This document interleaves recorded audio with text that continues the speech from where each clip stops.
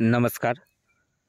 हवामान अंदाज आणि बातम्या या आपल्या यूट्यूब चॅनलमध्ये मी किरण वाघमोडे तुम्हा सर्वांचं स्वागत करतो. आज 1 जानेवारी आणि आत्ता आपण पाहूयात की राज्यात उद्या हवामान कसं राहील किंवा येणाऱ्या दिवसांमध्ये राज्यातील हवामानात काय बदल होऊ शकतात त्याबाबतचे अपडेट्स. पण सर्वात प्रथम हे जे काही नवीन वर्ष आलेलं आहे हे शेतकऱ्यांसाठी समृद्धीचं भरभराटीचं जाऊ.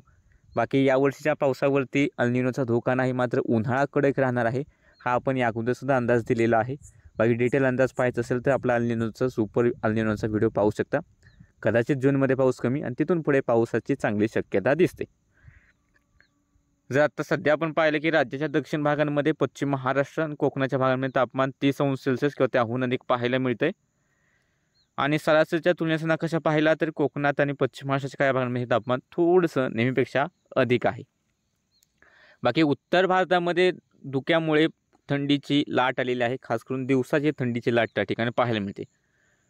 पण पहाटेचं तापमान किंवा जे काही किमान तापमान असतं ते जर पाहिलं तर सर्वच भागांमध्ये महाराष्ट्रात सुद्धा मध्य महाराष्ट्र, मराठवाडा, विदर्भ आणि कोकणाच्या भागांमध्ये तापमान हे नेहमीपेक्षा थोडंसं अधिक पाहायला मिळते. म्हणजे दरवर्षीसारखी थंडी सध्या तरी राज्यात नाही आहे. आणि जर का सध्याची स्थिती पाहिली तर इकडे पंजाबनंतर धुके आहेत. या ठिकाणी साधारणतः कमी दाबाचं क्षेत्र आहे आणि याची तीव्रता हळूहळू वाढून हे थोडंसं उत्तर दिशेला सरकत जाण्याच्या हवामान विभागाचा अंदाज आहे. तीव्र कमी दाबाचं क्षेत्र बनेल आणि तिथून पुढचा काही मॉडेल्स दाखवतात की ही साधारणतः कर्नाटक किनारपट्टीच्या जवळील आणि पुन्हा एकदा थोडंसं दूरसुद्धा जाण्याची शक्यता नाकारता येत नाही. बाकी हे जवळ येते त्यामुळे याचा प्रभाव म्हणून राज्यात थोड्याफार पावसाची शक्यता आपण वर्तवली. साप्ताहिक अंदाजामध्ये कळवलेच आहे की आठवड्याच्या शेवटी कदाचित पश्चिम महाराष्ट्र, कोकणाच्या आसपासच्या भागांमध्ये पावसाचा अंदाज वाढेल. पण तो लांबचा अंदाज आहे, त्यामध्ये थोडासा जर ह्या कमी दाबाच्या क्षेत्राच्या मार्गामध्ये बदल झाला तर त्या अंदाजामध्ये सुद्धा थोडासा बदल होऊ शकतो. बाकी चक्राकार वाऱ्यांची स्थिती या ठिकाणी मध्य प्रदेशच्या आसपास आहे. हवेची उडी चक्राकार स्थिती इकडे ओडिशाच्या आसपास बनली आणि याच्या प्रमाणे मध्य प्रदेशात ढग दाटू लागलेत. थोडेसे बाष्प राज्याच्या उत्तर भागात पोहोचते, त्यामुळे नाशिक, धुळ्यातही काही प्रमाणामध्ये थोडंफार ढगाळ हवामान पाहायला मिळते.